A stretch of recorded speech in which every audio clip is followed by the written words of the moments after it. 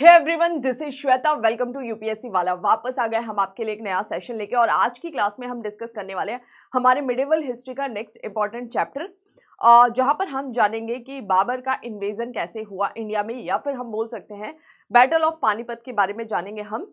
1526 में ये युद्ध होता है और इसका क्या आउटपुट निकल कर आता है वो हम देखेंगे। साथ ही थोड़ा सा हम जानेंगे सेंट्रल एशिया में क्या चल रहा है, वहां पर हमें कौन कौन सी नए नए साम्राज्य दिखाई देते हैं उनके बारे में भी हम देखते हुए चलेंगे।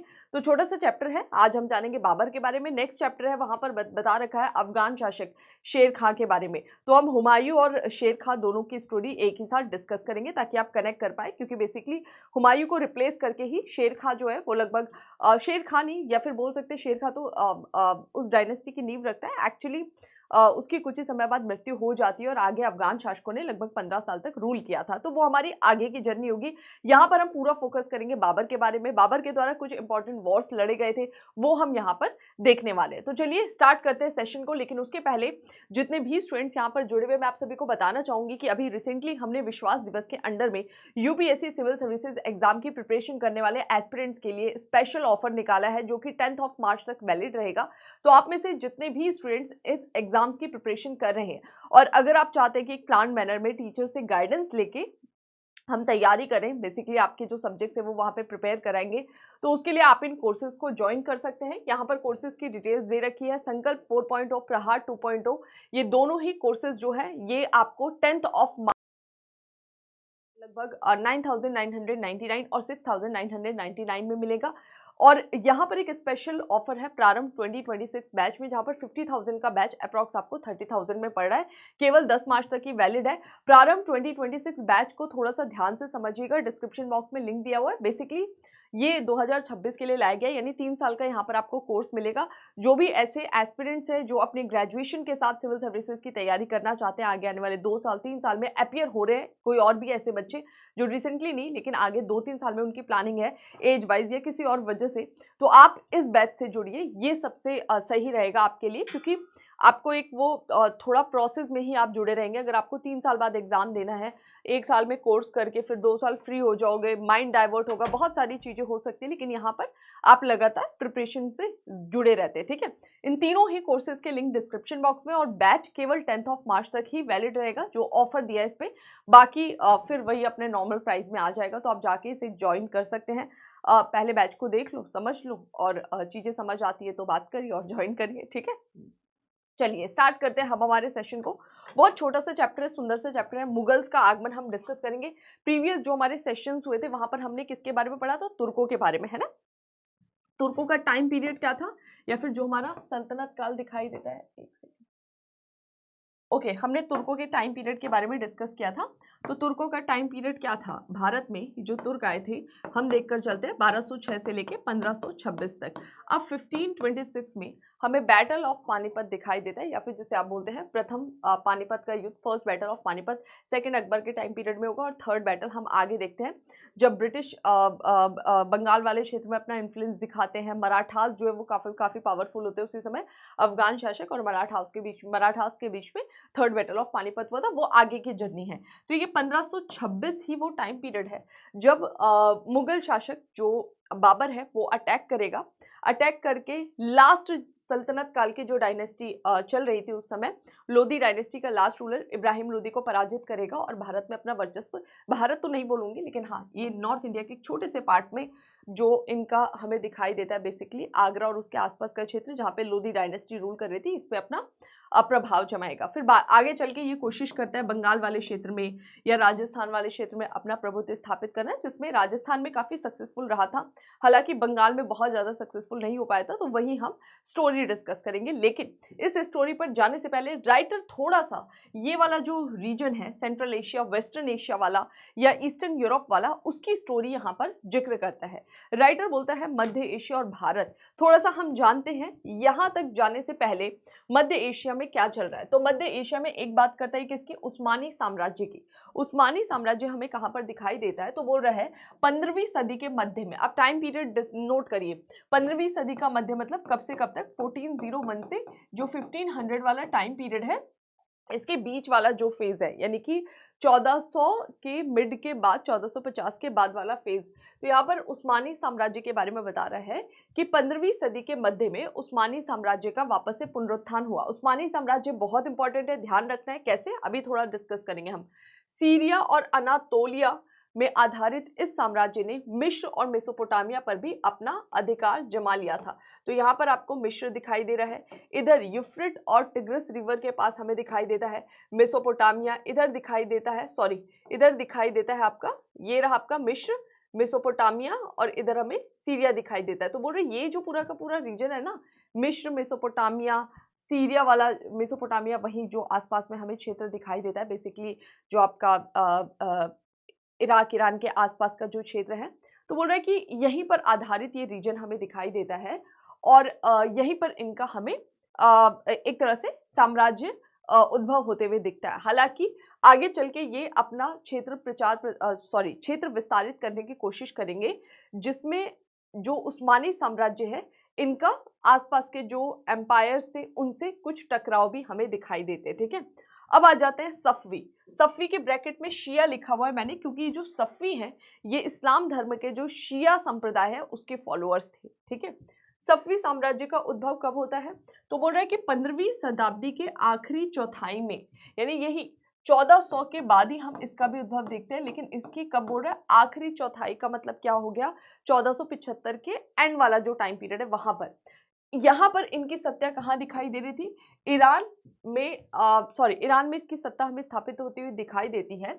आगे चलकर इराक और बगदाद वाला जो रीजन है वहां पर ये अपना प्रभाव जमाना चाहते थे और इसके लिए ये सफ़वी साम्राज्य उस्मानी साम्राज्य से टकराते भी है। ठीक है, तो बेसिकली जो ईरान वाला जो क्षेत्र था ना, अफगानिस्तान के बगल में, पाकिस्तान अफगानिस्तान इधर बगल में आपको ईरान दिख जाएगा, तो वो जो ईरानियन रीजन था वहां पर हमें सफ़वी दिखाई दे रहे थे।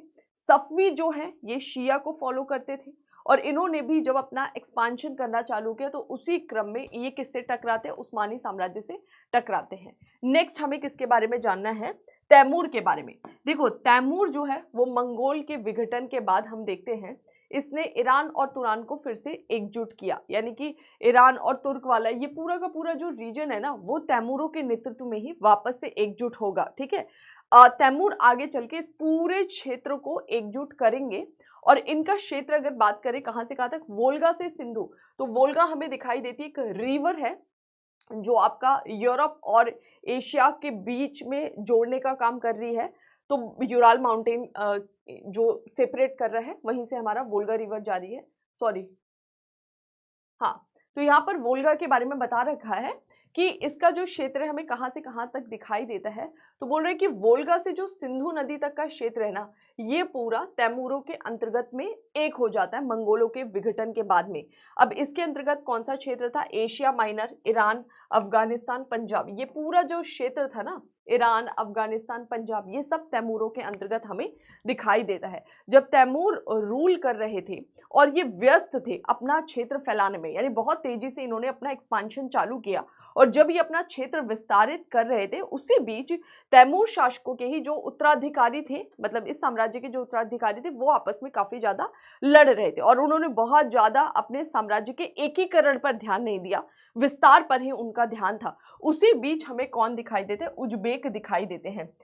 उज्बेक का क्या के बारे में बताता है राइटर? इनका एक तुर्क मंगोल कबीला ऑक्सस पार क्षेत्र में घुस गया था। हमें पता लगता है बेसिकली ये तुर्क मंगोल कबीला था जो ऑक्सस को पार करते हुए कहां पर घुस जाता है? यही जो आपका तैमूर वाला क्षेत्र है, यहाँ पर ही हमें ये इनका विस्तार होते हुए दिखाई देता है कि इनका उज्बेकों का। यह सुन्नी था। उज्बेक जो है वो बेसिकली किसके फॉलोअर्स थे?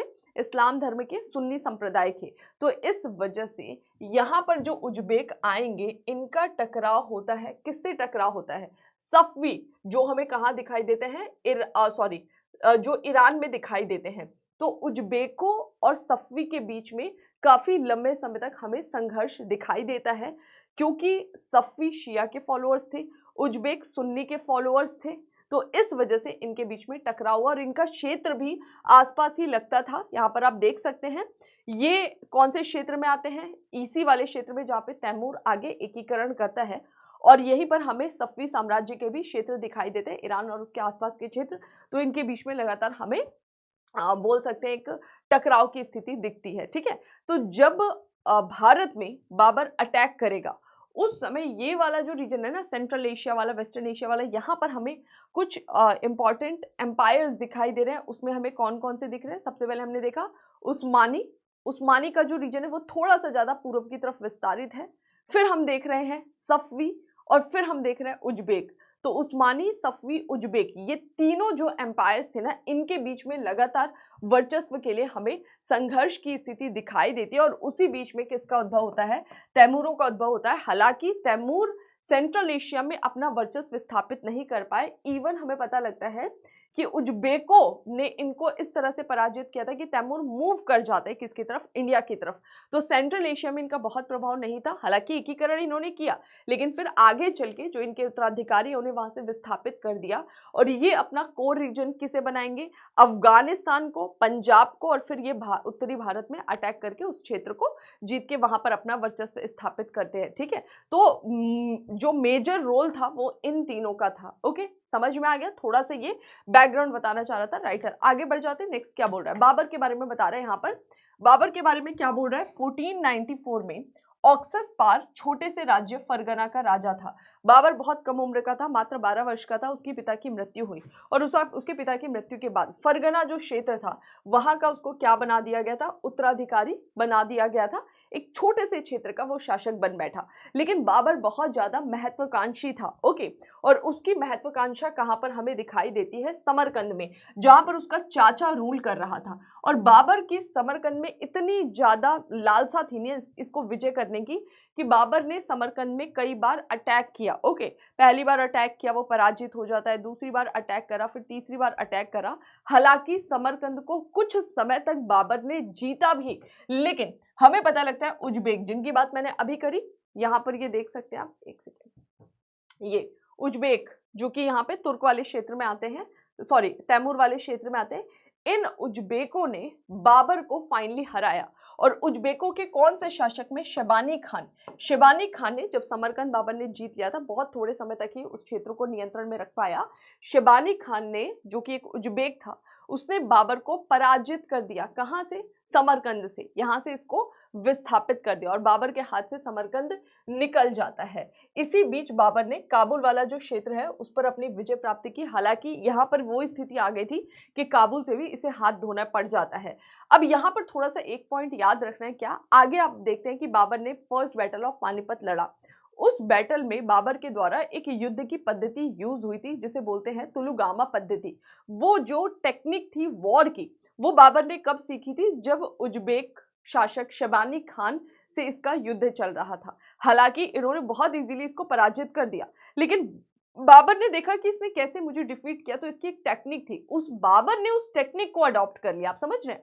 तो बाबर ने उसी टेक्निक को इससे सीखा और सीख कर फिर भारत आया। सीखा क्या? युद्ध के दौरान उसने उस टेक्निक को समझा और उसके बाद से भारत में आके उस टेक्निक का सफल परीक्षण भी कर दिया। ओके, आगे ईरान के शाह इस्माइल ने शबानी खान को हराकर मार डाला। कुछ समय बाद ये जो उज्बेक शासक था शबानी खान, जब इसकी मृत्यु हो गई तो वापस से बाबर को लगा कि अब अच्छा टाइम है, मैं वापस से जाके कहां पे? समरकंद को जीत सकता हूं।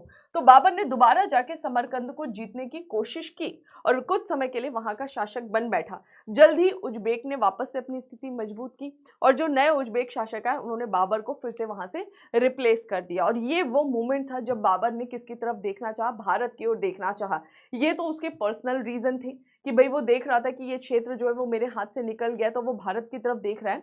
और भी बहुत सारे कारण थे। बाबर से पहले जो भी उसके पूर्वज आए थे उन्होंने भारत से काफी अथाह संपत्ति यहाँ से लेकर गए थे और अपने साम्राज्य को मजबूत भी किया। तो बाबर को पता था कि भारत आर्थिक रूप से काफी मजबूत है, वहां से मुझे अपार संपदा मिल सकता है और वहां की संपदा का प्रयोग मैं कहाँ कर सकता हूँ? अपने क्षेत्र में कर सकता हूँ और इस क्षेत्र को मैं मजबूत बना सकता हूँ, यहाँ पे अपना साम्राज्य अच्छे से मैं चला सकता हूँ। ओके, तो एक तो उसको फाइनेंशियल क्राइसिस था, दूसरा यहाँ पर देख रहा है समरकंद से उसको उठा के बाहर वापस फेंक दिया है, तीसरा एक और फैक्टर बनेगा कि भारत से इन्विटेशंस जा रहे हैं लगातार बाबर को कि आइए और आकर लोधी डायनेस्टी के लास्ट रूलर इब्राहिम लोधी को रिप्लेस करिए। क्या भारत के जो लोग इन्विटेशन भेज रहे थे वो ये चाहते थे कि बाबर आके भारत में रूल करे? नहीं, उन्हें लगा था बाबर विदेशी भारत में आएगा और इब्राहिम लोधी को पराजित करके लूटपाट करके भारत से बाहर चला जाएगा। और इस मूवमेंट पे जो कुछ और अफगान शासक थे वो सोच रहे थे कि हम क्या करेंगे, उत्तर भारत में अपना वर्चस्व स्थापित कर लेंगे। कुछ राजपूत शासकों ने भी इन्विटेशन भेजा था, वो सोच रहे थे कि हम बाबर के जाने के बाद राजस्थान में अपनी स्थिति या राजस्थान के एकीकरण के काम को पूरा करेंगे। हालांकि वो दोनों ही सोच वाले लोग जो है वो वहां पर थोड़ा सा असफल हुए, क्योंकि बाबर ना केवल जाकर अटैक करके पराजित करता है बल्कि वहां पर रूल करने लग जाता है और इसके द्वारा वहां पर मुगल साम्राज्य की नींव रख दी जाती है। तो ये तो बाबर के अपने कुछ कारण थे जिसकी वजह से वो भारत की ओर आने के लिए लालायित हुआ। इसके अलावा भी हमें कुछ रीजंस दिखाई देते और वो रीजन क्या थे वो मैंने आपको बता दिया कि भारत से भी लगातार इन्विटेशंस जा रहे थे। अब भारत विजय का बारे में बता रहा है कि पंजाब के परगनों की बाबर की लालसा एक और कारण थी। मतलब बाबर को पता था कि जो पंजाब वाला रीजन है बहुत फर्टाइल है और अगर ये क्षेत्र मेरे नियंत्रण में आ जाता है तो यहाँ से मुझे इतनी अच्छी आय मिलेगी जिससे मैं काबुल पे बहुत अच्छे से रूल कर सकता हूँ। वहां पर जो मेरे लोग हैं, रिश्तेदार हैं, उनकी आवश्यकता की अच्छे से पूर्ति कर सकता हूँ, क्योंकि काबुल में बहुत मामूली आय मिल रही थी बाबर को, तो ये फाइनेंशियल क्राइसिस से जूझ रहा था। वही उत्तर पश्चिम भारत की राजनीतिक स्थिति ने भारत में बाबर के प्रवेश की स्थिति को और मजबूत कर दिया। यानी जो इंडिया का ये वाला पार्ट था, नॉर्थ वेस्टर्न पार्ट, इसी टाइम पीरियड में यहाँ पर किस तरह से पॉलिटिकली देख सकते हैं हम, थोड़ा सा अनस्टेबिलिटी दिखाई देती है और वो ऐसी सिचुएशन थी जिसने बाबर को और ज्यादा भारत की ओर आने के लिए प्रेरित किया। अगर यहाँ पे कोई मजबूत रूलर होता तो फिर थोड़ा सा वो शायद सोचता भी। ओके, आगे बढ़ते हैं। पंजाब का सूबेदार जिसका नाम था दौलत खां लोधी, ओके, इब्राहिम लोधी का ही रिश्तेदार था, पंजाब में नियुक्त था और ये नहीं चाहता था कि इब्राहिम लोधी के अंतर्गत उत्तर भारत मैनेज हो, ये चाहता था इब्राहिम लोधी को रिप्लेस किया जाए। और इसकी वजह से हमें पता लगता है कि पहले बाबर ने कोशिश किया था कि इब्राहिम लोधी और जो आपका दौलत खां लोधी हैं, इन दोनों से वो बात कर सके, वो कुछ क्षेत्र चाह रहा था और इसी क्रम में उसने लेटर भी लिखकर भेजा था, अपने प्रतिनिधि मंडल को भेजा था, जिसे दौलत खां लोधी ने आगे जाने ही नहीं दिया इब्राहिम लोधी तक, वहीं तक रोक कर, और जो इसके द्वारा दूध भेजे गए थे उनको बंधक बना के रख लिया था। लेकिन आगे चलकर दौलत खां लोधी खुद ऐसी स्थिति में आ जाता है कि उसे लगता है कि अब मुझे बात करना चाहिए बाबर से, क्योंकि इब्राहिम लोधी को मैं और नहीं बर्दाश्त कर सकता। तो पंजाब का सूबेदार दौलत खां लोधी का एक प्रतिनिधि मंडल बाबर से मिला। अब ये खुद बाबर से प्रतिनिधि मंडल को मिलने भेज रहा है तथा बाबर को भारत आने का निमंत्रण दिया कि आप आइए और हम आपकी सहायता करेंगे। किस लिए?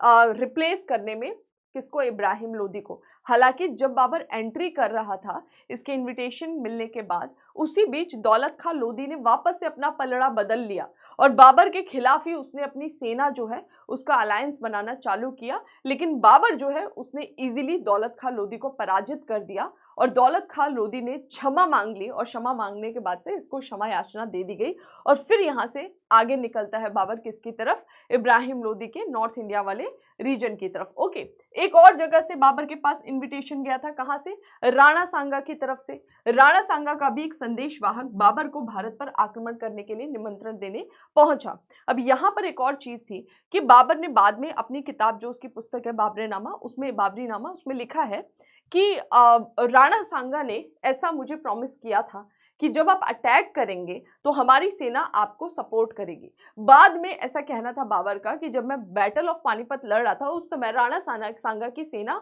जो है उसके द्वारा हमें कोई भी सपोर्ट नहीं मिला। तो ये दोनों ने इनवाइट तो किया, लेकिन ये इनवाइट करते हुए भी थोड़ा सा बैलेंस अप्रोच अपना रहे थे और इनका अपना निजी हित था, जिसकी वजह से इन्होंने बाबर को भारत में आक्रमण करने के लिए इनवाइट किया। अब हम देखेंगे किसके बारे में? पानीपत की लड़ाई। 20 अप्रैल 1526 में ये बैटल होता है, जिसके बारे में राइटर बताता है। बाबर से इब्राहिम लोधी का सामना पानीपत के मैदान में हुआ, जहां बाबर ने 12,000 लोगों के साथ सिंधु नदी को पार किया। तो बाबर के पास बहुत छोटी सेना थी, 10 से 12,000 की सेना थी और इसी सेना के साथ सिंधु नदी को बाबर पार करता है इब्राहिम लोधी से लड़ने के लिए। इब्राहिम लोधी के पास लगभग 1 लाख की सेना थी। हालांकि बाबर जब यहाँ से मूव कर रहा था तो देखा अपने पंजाब क्षेत्र से गया, आ गया और क्षेत्र से, तो कुछ और सैन्य सहायता इसको मिल गई, लेकिन फिर भी इसकी सेना इब्राहिम लोधी की लाख से संख्या वाली सेना के आगे काफी छोटी थी। ओके, और बाबर को ये बात पता था, इब्राहिम लोदी को भी ये बात पता था, लेकिन बाबर ने यहाँ पे चालाकी करी। जो बाबर के पास सेना थी उसने अपनी सेना का कुछ हिस्सा छुपा दिया। कहाँ पर? पेड़ों के पीछे, गुफाओं के पीछे, ताकि समय पड़ने पे अचानक से उससे अटैक करवा सके। सामने से एक छोटी सी सेना की टुकड़ी आपको दिखाई देगी, लेकिन एक बड़ी सेना की टुकड़ी जो है वो छिपी हुई थी, जो कि सामने वाले के लिए एक शॉक हो सकता है कि भाई वो आपका जो विरोधी है वो सोच रहा है अरे यार इसके पास इतनी छोटी सेना है, इसको तो मैं चुटकियों में हरा दूंगा। तब देख रहा है इधर से निकल रहे, इधर से निकल रहे। वो मेंटली प्रिपेयर नहीं था, वो उसी हिसाब से अपनी सेना को काम करा रहा था। लेकिन अब देखा तो और भी सेना यहाँ पे छुपी हुई है। तो यहाँ पर यही पता लगता है कि बाबर के पास सेना कम थी। यहाँ पर उसने स्ट्रेटेजी का ज्यादा यूज किया। कैसे? बाबर ने युद्ध में सेना के एक भाग को छिपा दिया। उसके द्वारा युद्ध में एक नई तकनीकी का भी प्रयोग किया गया। उस तकनीक का क्या नाम बोला गया? उस्मानी। उस्मानी या फिर इसे रूमी बोल रहे हैं। उस्मानी क्यों बोल रहे हैं? क्योंकि देखो उज्बेकों से जब बाबर की लड़ाई, सॉरी, जब उज्बेकों से बाबर टकराया था उस समय तो उसने इस तकनीक का प्रयोग किया ही था। किसने? उज्बेकों ने। लेकिन उसके पहले हम देखते हैं कि उस्मानियों के द्वारा भी इस तकनीक को प्रयोग में लाया गया था वॉर में। इस वजह से इस तकनीक को उस्मानी तकनीक के नाम से भी जानते हैं। ठीक है, अब यहाँ पर थोड़ा सा ये आपको ध्यान रखना है कि ये टेक्निक क्या थी। इस टेक्निक को तुलुगामा पद्धति भी कहते थे। तुलुगामा पद्धति बेसिकली क्या होती थी? इसमें सेना की टुकड़ी एक तरफ से नहीं आती थी, बल्कि सेना जो है वो उसकी एक टुकड़ी सामने से आती थी, एक टुकड़ी लेफ्ट साइड से और एक टुकड़ी राइट साइड से। इस तरह से जो सैन्य टुकड़ी है, एक सैन्य टुकड़ी केवल सामने से आती थी, जिसके लिए सामने वाला जो विपक्षी वो प्रिपेयर रहता था। और जब ये वॉर स्टार्ट होने के स्टेज में होता था, इसी बीच अगल बगल से भी आके दो टुकड़ियां उसे घेर लेती थी। और ये सिचुएशन ऐसा होता था जिसमें वो चारों ओर से घिर जाता था। इसके अलावा यहाँ पर अपनी प्रतिरक्षा के लिए ये सैन्य टुकड़ी क्या करती थी? तो बैलगाड़ियां जो होती थी ना, उसको मजबूत रस्से से जोड़ दिया जाता था। ठीक है, और इसके बीच में यहाँ पर तोपें फंसा के अटैक किया जाता था। ठीक है, तो ये बैलगाड़ियों के द्वारा रस्से से बैलगाड़ियों को जोड़ के उसको प्रतिरक्षा के रूप में यूज करना, और सेना की टुकड़ी को एक तरफ से नहीं बल्कि सामने के साथ अगल बगल से भी तेजी से अटैक करवाना, ये जो टेक्निक थी, यही तकनीक को बोला जाता है, युद्ध की तरीके को बोला जाता है तुलुगामा पद्धति। और बाबर ने इस तुलुगामा पद्धति का यूज किया क्योंकि उसके पास सैन्य टुकड़ी कम थी। तो वो चाहता था कि एक तो कम सेना की टुकड़ी के साथ मैं घेराव कर सकूं, दूसरा वो चाहता था कि कम से कम सेना का मुझे लॉस हो। इसके लिए प्रतिरक्षा पर उसने ज्यादा ध्यान दिया कि बैलगाड़ियों को किस तरह से रस्ते से बांधकर उससे प्रतिरक्षा करने के लिए प्रयोग किया जा रहा था। ठीक है, तो ये बाबर के द्वारा इस तकनीकी का प्रयोग किया गया था। बाबर की ठोस प्रतिरक्षा प्रणाली का इब्राहिम लोदी को ज्ञान नहीं था। इब्राहिम लोदी को सेंट्रल एशिया में जिस तरीके से वॉर लड़ते थे उसके बारे में तो पता था, लेकिन ये तकनीक के बारे में इब्राहिम लोदी को ज्ञान नहीं था और ना ही वो इसके लिए प्रिपेयर था। और उसने अपनी जान के साथ साथ अपना संपूर्ण क्षेत्र दिल्ली से आगरा तक गवा दिया। यानी इब्राहिम लोदी हार गया, उसकी हत्या कर दी गई और उसका जो दिल्ली से आगरा तक का पूरा क्षेत्र था वो किसके नियंत्रण में आ गया? वो आ जाता है बाबर के नियंत्रण में। बाबर को जौनपुर, अब बाबर को क्या मिला जब उसने इस क्षेत्र पर नियंत्रण किया? तो उसे एक तो आगरा का खजाना मिला। उस आगरा के खजाने में इतना ज्यादा संपत्ति था कि उससे काफी सारा अपना क्राइसिस दूर कर चुका था। कौन? बाबर। दूसरा, इसको जौनपुर जैसा समृद्ध क्षेत्र मिल रहा था। तो जौनपुर के समृद्ध क्षेत्र से भी ये अपनी आर्थिक कठिनाइयां दूर करना चाहता था। लेकिन जौनपुर पर जब ये अपना मजबूत वर्चस्व जमाने की कोशिश कर रहा है, उसी बीच इसको दो इसके विरोधी दिखाई दिए। एक विरोधी कौन कहाँ बैठा हुआ है? बंगाल में अफगान बैठे हुए हैं, और दूसरा राजस्थान में दिखाई देता है। तो ये अपने आप को मजबूत कब कर सकता था? जब ये इन दोनों विरोधियों को भी पराजित कर दी। तो आगे चल के इसको मेवाड़ के राणा सांगा और पूरब के जो पूर्वी भारत है वहां के जो अफगान थे उनसे भी टकराना पड़ा जौनपुर में अपनी स्थिति मजबूत करने के लिए।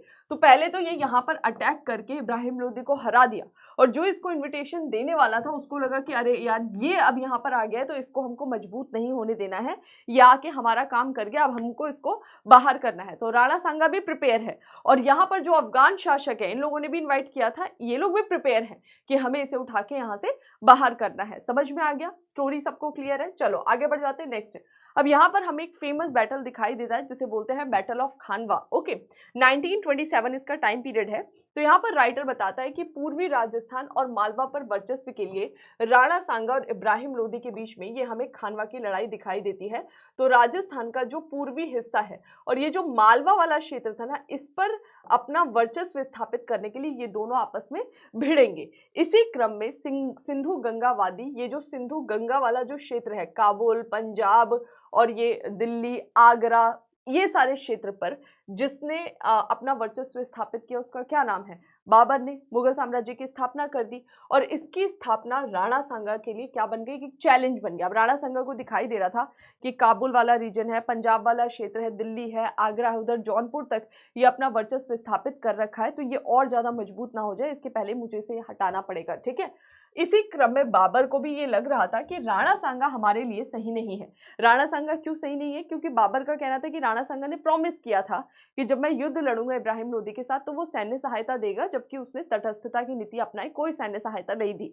तो इसको इसने क्या बोल दिया बाबर ने कि इसने हमारे साथ में जो वादा किया था वो तोड़ा है। तो दोनों एक दूसरे के एंटी हुए पड़े थे और मेन रीजन क्या था? इस रीजन पर अपना अपना प्रभुत्व स्थापित करना।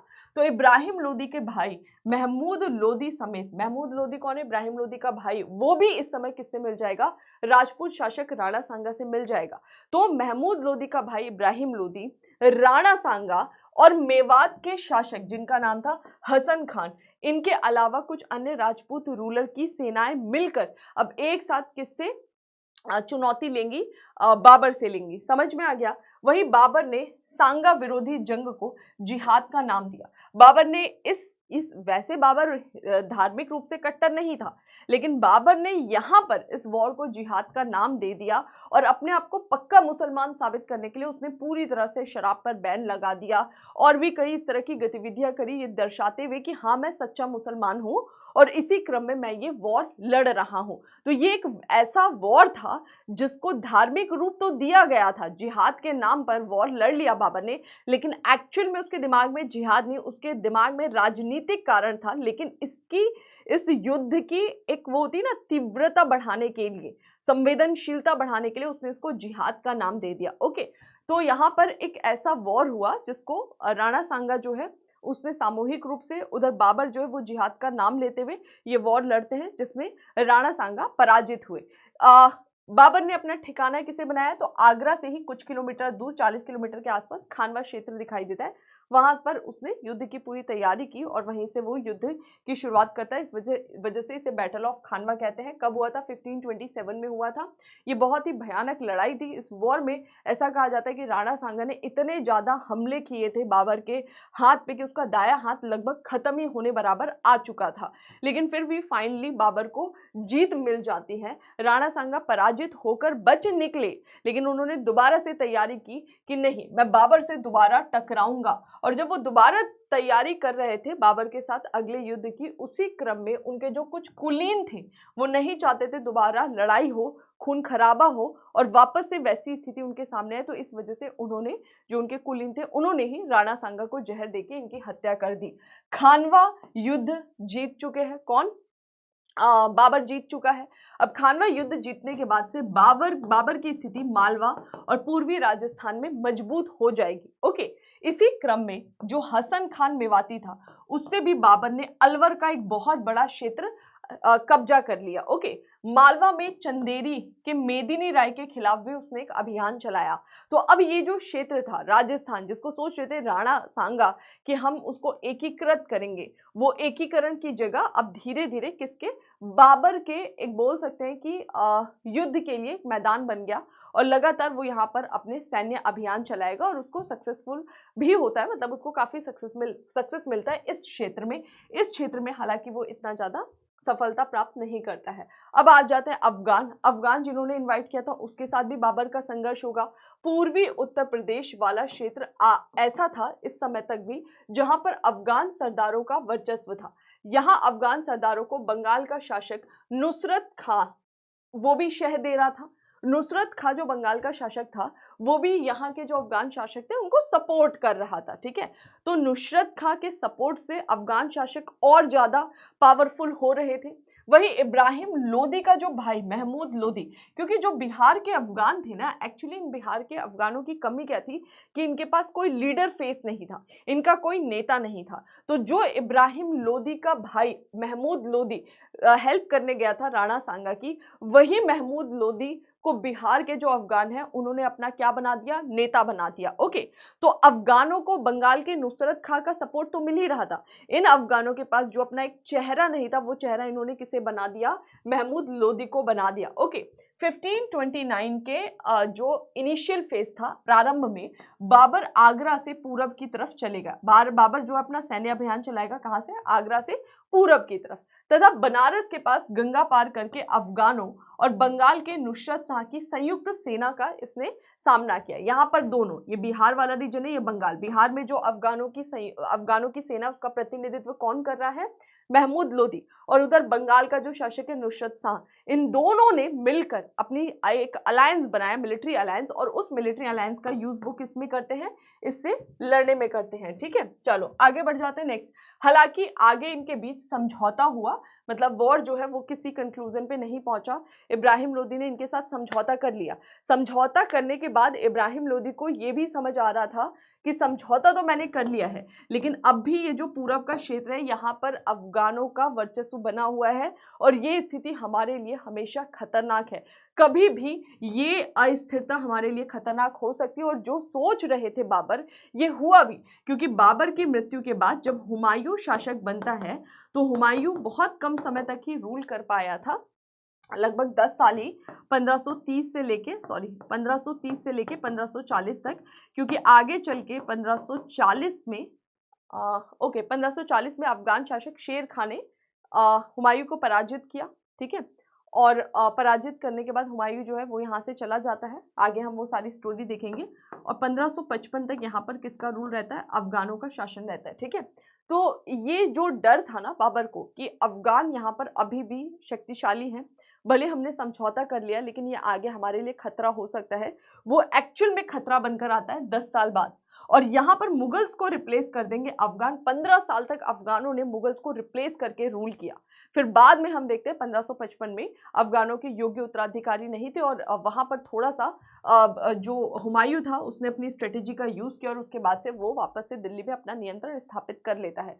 तो यहाँ पर यही बोल रहा है कि बाबर को ये लग तो रहा था कि समझौता हो गया, लेकिन ये स्थिति हमारे लिए सही नहीं है, फिर भी उसने उस समय इस समस्या में न उलझने का फैसला किया, क्योंकि उसने उलझकर भी देख लिया, कोई खास परिणाम नहीं निकला था, इतना मजबूत भी नहीं हुआ था वो कि उनकी संयुक्त अलायंस को वो पराजित कर सके। तो उसने डिसाइड किया कि छोड़ो, इसको बाद में हम देखेंगे। कुछ समय बाद बाबर काबुल जाते हुए, काबुल की तरफ जा रहा था, वहीं लाहौर में ही इसकी वो चल बसा। ठीक है, तो ये थोड़ा सा ध्यान रखना है कि सबसे पहले बाबर ने राजस्थान की तरफ अपना अभियान चलाया, उसके बाद से ये बिहार और बंगाल की तरफ अफगानों के खिलाफ अभियान चलाता है, इसमें सक्सेसफुल हुआ। यहाँ पर जो है वो अलायंस के साथ में इसका ट्रीटी हो गया, बेसिकली एक समझौता हो गया, और उस समझौते में दोनों ने अपनी पुरानी स्थिति को बनाए रखा। ठीक है, आगे बढ़ जाते हैं। भारत में बाबर के आने का महत्व, क्या इंपॉर्टेंस था, जो बाबर भारत में एंट्री करता है, उसके क्या कुछ आउटपुट निकले, बहुत ज्यादा आउटपुट निकलते हैं। देखते हैं क्या क्या वो पॉइंट्स याद रखते हैं। कुशान्स के बारे में आप सभी ने पढ़ा है, जब हम मौर्यंस पढ़ रहे थे, मौर्यंस के बाद हमने कौन सा टाइम पीरियड पढ़ा था, पोस्ट मौर्यन, या फिर जिसको हम बोलते हैं मौर्योत्तर काल। तो ये थोड़ा सा आपको ध्यान रखना है। मौर्योत्तर काल में उत्तर पश्चिम भारत में हमें बहुत सारी अलग अलग डायनेस्टीज दिखाई दे रही थी, जिसमें हमने पढ़ा था किसके बारे में, इंडो ग्रीक के बारे में पढ़ा था। सबसे पहले इंडो ग्रीक आए थे, फिर नेक्स्ट आते हैं शकास के बाद हम देखते हैं पार्थियंस को, पार्थियंस के बाद देखते हैं कुशान्स को। और ये जो कुशान आए थे, इन्होंने इस तरह से भारत के एक बड़े उत्तर भारत के एक बड़े क्षेत्र, प्लस ये वाला जो उत्तर पश्चिम वाला क्षेत्र है भारत का, काबुल वाला जो क्षेत्र है अफगानिस्तान का, सेंट्रल एशिया का ये जो सिल्क रूट है, इस पूरे क्षेत्र पर इन्होंने अपना नियंत्रण स्थापित किया था। तो ये जो कुशान्स का रीजन था ना, जहाँ पर ये वाला क्षेत्र सम्मिलित था, बोल रहे कि कुषाणों के बाद कोई भी ऐसा रूलर नहीं था जिसने उत्तर भारत और काबुल कांधार को एक साथ जोड़ के रखा हो। इसी वजह से भले उत्तर भारत में हमें इंपॉर्टेंट पावरफुल लीडर्स दिखाई दिए, रूलर दिखाई दिए, लेकिन लगातार उन्हें उत्तर पश्चिम से होने वाले अटैक का सामना करना पड़ा, क्योंकि उत्तर पश्चिम क्षेत्र में जो काबुल कांधार वाला क्षेत्र है वहां पर अगर इनका वर्चस्व रहता तो ये उन विदेशी आक्रमणकारियों को रोक पाते, लेकिन वहां पे वर्चस्व नहीं था। तो कुषाण के बाद जितने भी रूलर हुए थे उन्हें लगातार विदेशी आक्रमणकारियों का सामना करना पड़ा। यहाँ पर हमें एक इंटरेस्टिंग चीज क्या दिखाई दी कि कुषाण के बाद काबुल और कांधार पहली बार उत्तर भारत पर आधारित एक साम्राज्य का अभिन्न अंग बने, यानी उत्तर भारत में एक ऐसा मुगल साम्राज्य जिसका हिस्सा काबुल कांधार भी था। ऐसा हमको लास्ट टाइम कब देखने को मिला था? कुषाण, और कुषाण से पहले मौर्यंस के टाइम पीरियड में। तो यहाँ पर यही बोल रहा है कि अब इसका बेनिफिट मिलता है। बेनिफिट क्या हुआ कि 200 साल तक विदेशी आक्रमण से पूरी तरह से निश्चिंत रहे कौन? मुगल्स, क्योंकि वहां पर काबुल कंधार में ही उनका नियंत्रण है, तो बाहरी अटैक से वो क्षेत्र इनको सुरक्षा दे रहा था। दूसरा, ये क्षेत्र जब इनके नियंत्रण में था और यहाँ पर इन्होंने शांति व्यवस्था बनाई हुई थी, तो इससे इनका विदेशी व्यापार भी फल फूल रहा था, क्योंकि ये दो इंपॉर्टेंट रीजन थे जहां से विदेशी व्यापार के यात्री जो है वो अपनी यात्रा प्रारंभ करते थे। तो इससे इकोनॉमिकली भी इनको काफी ज्यादा लाभ हुआ।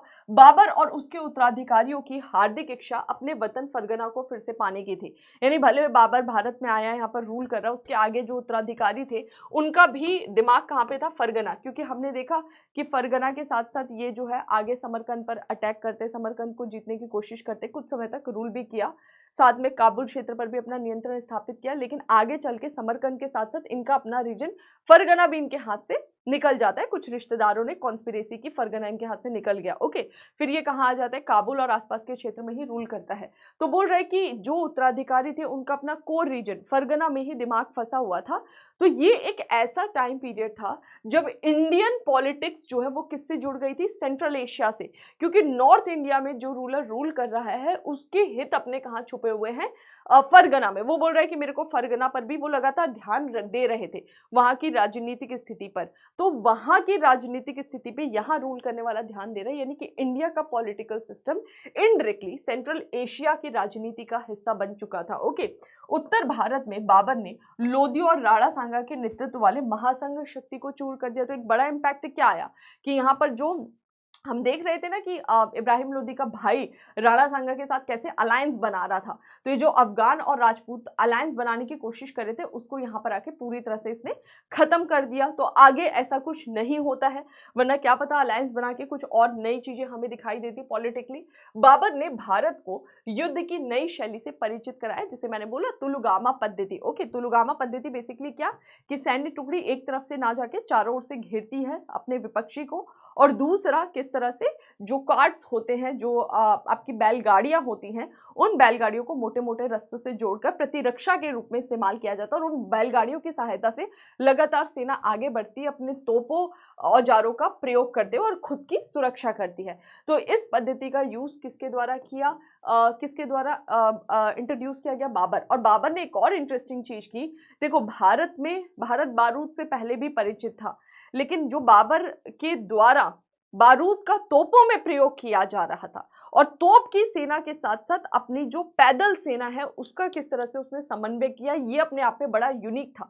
बाबर ने अपने किताब में लिखा है कि वॉर में देखो जो तोपों का था बहुत बड़ा यूज था, है ना, और जो तोपों को पूरा संचालित कर रहे थे उन सेना का बहुत महत्वपूर्ण रोल था, लेकिन फिर भी बाबर ने अपने युद्ध जीतने में जो ज्यादा श्रेय दिया है वो किसको दिया है?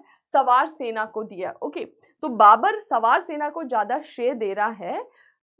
सवार सेना के साथ साथ तोपों का प्रयोग किस तरीके से करना है, ये अपने आप में एक यूनिक चीज होती है जो बाबर ने भारत में इंट्रोड्यूस किया कि किस तरह से तोपों और सवार सेना दोनों का समन्वय अच्छे से किया जा सकता है। ओके, बाबर के बारे में एक और चीज यहाँ पर पता लगती है कि वो सुन्नी संप्रदाय को फॉलो करता था, इस्लाम धर्म के, लेकिन वो धर्मांध नहीं था। हालांकि हम एक चीज को देखते हैं, जब हम बाबर के उस मूवमेंट को देखते हैं, बैटल ऑफ खानवा, जहां पर उसने उस युद्ध को जिहाद का नाम दिया, तो उस मूवमेंट पे जरूर हमको ऐसा फील हुआ कि शायद बाबर जो है वो धर्मांध है, लेकिन एक्चुअल में पूरी तरह से वो रीजन क्या था, पॉलिटिकल रीजन था। और बाबर उस युद्ध की उत्तेजना, उसकी संवेदनशीलता को बढ़ाने के लिए उसको धर्म से जोड़ देता है। समझ में आया? बाबर का राज्य, ताज की शक्ति और प्रतिष्ठा, धार्मिक और पंथिक कट्टरता के त्याग, मतलब पंथिक कट्टरता के त्याग, मतलब बेसिकली जो बाबर था वो में दिखाई देता है कि राजा सबसे ज्यादा वर्चस्वशाली था, पावरफुल था। थोड़ा सा जो सिस्टम है वो केंद्रीकृत था, यानी बाबर के हाथ में ही सारी शक्तियां थी जहां तक भी वो चल रहा था। दूसरा हमने देखा कि बाबर का जो टाइम पीरियड था वो एक तरह से धार्मिक रूप से बहुत ज्यादा कट्टरता हमें नहीं दिखाई देती है। संस्कृति और ललित कलाओं के प्रोत्साहन पर आधारित थी। जो हमने हमारे कुछ चैप्टर्स पढ़े हैं previous lecture art and culture में, वहां पर हमने डिस्कस किया था कि बाबर के टाइम पीरियड में किस किस तरीके के आर्ट एंड कल्चर को प्रमोट किया गया था। चाहे हम स्थापत्य के पॉइंट ऑफ व्यू से देखें, क्या बोलते हैं, आर्किटेक्चर के पॉइंट ऑफ व्यू से जो मॉन्यूमेंट्स बनाए जा रहे थे, या फिर बाबर के द्वारा जो एक नई प्रकार की चार बाग शैली को विकसित करने का एक जो लालसा थी, उन सब में हम देखते हैं। इवन हमने कला और संस्कृति में ये भी पढ़ा था कि बाबर जो है उसके द्वारा लघु चित्रकला या भारत में चित्रकारी, जिस क्षेत्र में वो रूल करता है उस क्षेत्र में वो उन चित्रकारों को भी प्रमोट कर रहा था। ठीक है, हालांकि बहुत ज्यादा सक्सेसफुल बाबर नहीं हुआ था, हुमायूं सक्सेसफुल हुआ था लघु चित्रकारी बनवाने में। वो सब हम आगे पहले हम डिस्कस कर चुके, थोड़ा बहुत हम आगे लिंक कर लेंगे नेक्स्ट चैप्टर में। ठीक है, तो राइटर ये बोलता है कि बाबर का अगर ओवरऑल टाइम पीरियड देखें तो हाँ, उसने एक्सपांशन किया, उसने अपनी स्थिति को मजबूत किया। धार्मिक रूप से बहुत ज्यादा कट्टरता नहीं दिखाई देती है। कला संस्कृति में भी उसका कुल मिला के थोड़ा बहुत योगदान हमें दिखाई देता है। और जो एक्चुअल रूलर था वो बाबर ही था। बाबर के पास ही असल में पावर थी, जो उसके साथ के लोग थे। ऐसा नहीं था कि पावर्स जो है वो डिस्ट्रीब्यूटेड है या फिर क्या बोलते हैं, विकेंद्रीकृत ढांचा नहीं था, केंद्रीकृत ढांचा दिखाई देता है। तो कुल मिला के बाबर का टाइम पीरियड ठीक ठाक था मुगल्स के लिए। हालांकि बाबर को समय ही बहुत कम मिला है ना, 1526-29 के बाद ही हम देखते हैं कि उसकी डेथ हो जाती है। तो 4-5 साल में क्या उखाड़ लेता, जो उखाड़ सकता था वो उसने किया। फिर आगे हुमायूं का टाइम पीरियड हम देखते हैं। हुमायूं को थोड़ा सा चैलेंजेस का सामना करना पड़ता है, जो बाबर उसके लिए छोड़कर गया था, क्या, अफगानों का। और वो चैलेंज बहुत जल्द उसके सामने आ जाता और इसी वजह से हुमायूं को भी बहुत ज्यादा समय रूल करने का मिला नहीं। 1530 से 1540 तक ही हुमायूं रूल कर पाता है। 40 में हम देखते हैं शेर खां, अफगान शासक जो था, वो अटैक करके दिल्ली को जीत लेता और यहाँ से हुमायूं निकल जाता है, दूसरे सेंट्रल एशिया के रूलर के पास शरण ले लेता है। तो ये जो 1540 से 55 तक का टाइम पीरियड था, उस समय हुमायूं भारत से गायब था। 1555 में हुमायूं ने रूल वापस से अपना स्थापित किया, दिल्ली में नियंत्रण स्थापित किया, लेकिन 55 से 56 तक की उसको एक ही साल समय मिला। तब तक लाइब्रेरी की सीढ़ी से गिरकर उसकी मृत्यु हो जाती है। तो हुमायूं में बहुत कुछ नहीं कर पाया। अगर हम देखें राजनीतिक पॉइंट ऑफ व्यू से, प्रशासनिक पॉइंट ऑफ व्यू से, तो बहुत कुछ नहीं कर पाया। लेकिन हुमायूं का बेटा अगला होगा उत्तराधिकारी, जिसका नाम था अकबर, उसको अच्छा खासा समय मिलता है। 1556 से लेकर 1605 तक का टाइम पीरियड। हालांकि अकबर भी अल्पायु में ही राजा बनता है, आनन फानन में उसका भी पदारोहण किया जाता है और राज तिलक उसका किया जाता है। और इनिशियली उसके हाथ में भी नहीं रूल था, बैरम खां जो है वो उसका संरक्षक बनके रूल देख रहा था। लेकिन बैरम खां अच्छा व्यक्ति था, तो उसने बहुत सही तरीके से रूल किया और अकबर भी बहुत कम समय में ही कमांड ले लेता है। और अकबर के टाइम पीरियड में एक्चुअल में मुगल्स जो है ना, वो अपना असल में क्षेत्र विस्तार करते हैं और असल में प्रशासनिक रूप से, आर्थिक रूप से अपने आप को प्रॉपरली सुदृढ़ कर पाते हैं। तो अकबर का टाइम पीरियड था ना, वहां पर हमें थोड़ी सी चीजें स्टेबल होते हुए दिखाई देंगी, जिसका बेनिफिट आगे अकबर के उत्तराधिकारियों को मिला, औरंगजेब तक जाएगा। लेकिन औरंगजेब के बाद के जो उत्तराधिकारी थे वो उन चीजों को संभालने में सक्षम नहीं थे। ओके, तो वो सब हमारी आगे की स्टोरी है। थोड़ी थोड़ी सी ही चीजें इसको दिखते हुए चल रहा है, बुक में भी बहुत ज्यादा फैक्ट है नहीं, एक्चुअल में स्टोरी पॉइंट ऑफ व्यू से ही चीजों को बताया गया है। और बहुत कम समय बचा है आप लोगों के एग्जाम को लेकर। हुमायूं जो है कल अफगान शासकों के साथ में डिस्कस करेंगे, तो बहुत कम समय बचा है। मार्च ऑलमोस्ट जो है आधा बीत चुका है। अब आपका अप्रैल और मई में तो पेपर ही है, तो मानकर चलो आप 2 से ढाई महीने ही आपके पास में, 2 ही महीने मानकर चलिए। तो आप कोशिश करिए जितना ज़्यादा से ज़्यादा हो सके रिवीजन करिए और प्रीवियस ईयर क्वेश्चंस लगाइए। प्रीवियस ईयर क्वेश्चन जब भी आप लगाएंगे तभी आपको एक्चुअल में पता लग पाएगा कि हमने क्या तैयारी की है, नहीं की है। प्लस क्वेश्चन लगाने से बहुत सारी चीज़ें आपकी और क्लियर हो जाती है ना। हम पढ़ के निकल गए, ठीक है, हमने याद कर लिया ठीक है, लेकिन जब उससे क्वेश्चन पूछता है तो कई बार हम गलत अटेम्प्ट कर पाते हैं, करके आ जाते हैं आता हुआ क्वेश्चन। तो please previous year question at least लगाइए। लास्ट 10 ईयर्स का सॉल्यूशन खरीद लो, खरीद कर उसको चैप्टर वाइज मिलता है मार्केट में, है ना, तो चैप्टर वाइज ही लगा लो, पूरे एंशियंट का चैप्टर वाइज लगा लो। सबसे पहले आपका स्टोन एज है, फिर उसके बाद है, फिर उसके बाद है, जिससे जो क्वेश्चन पूछे गए होंगे, इससे आपको भी आइडिया लग जाएगा कि एग्जाम में कौन से चैप्टर से ज़्यादा क्वेश्चन पूछ रहा है। जैसे स्टोन एज से पूछा ही नहीं या एक आधा पूछा, तो आप जब उसको पढ़ेंगे तो आप उतना ही इंपॉर्टेंस देते हुए पढ़ेंगे, है ना। आप देख रहे हैं मॉडर्न से नंबर ऑफ क्वेश्चन ज़्यादा है, तो आप उस पर और ज़्यादा फोकस करेंगे। प्लस जब आप क्वेश्चन को करें प्रीवियस ईयर के, तो क्वेश्चन का जब एनालिसिस पढ़ेंगे आप, तो साथ में उसके ऑप्शन से रिलेटेड भी टॉपिक को जाकर एक बार इंटरनेट पे सर्च कर लेना, 2 ही मिनट लगेगा। सर्च कर लेने से थोड़ा आइडिया हो जाता है और ज़्यादा वो टॉपिक क्लियर हो जाता है। तो प्लीज़ टाइम आ चुका है प्रीवियस ईयर क्वेश्चन करने का, जितना ज़्यादा से ज़्यादा हो सकता है इसको करिए, डेफिनेटली इसका बहुत ज़्यादा आपको हेल्प मिलेगा। और जो भी पढ़ा है उसको आप रिवाइज करो, मल्टीपल टाइम रिवाइज करिए।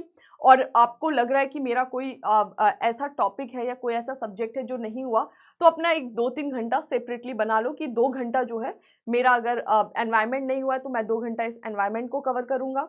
20-20 दिन में कंप्लीट कर देंगे, 15 दिन एनवायरनमेंट, 15 दिन साइंस, जो भी आपके 2-3 सब्जेक्ट अगर छुए ही नहीं है आपने प्रीलिम्स के लिए, तो उनको आप ऐसे प्रिपेयर कर सकते हैं। सेपरेटली 2 आवर्स का टाइम दीजिए। लेकिन बाकी पूरा समय, अगर आपने हिस्ट्री पढ़ लिया है तो उसको पूरा समय दीजिए रिवीजन में। ज्योग्राफी पढ़ा है, पॉलिटी, इकोनॉमी जो पढ़ लिया है उसको रिवीजन में 3-3 4-4 घंटे डेली चालू कर दो।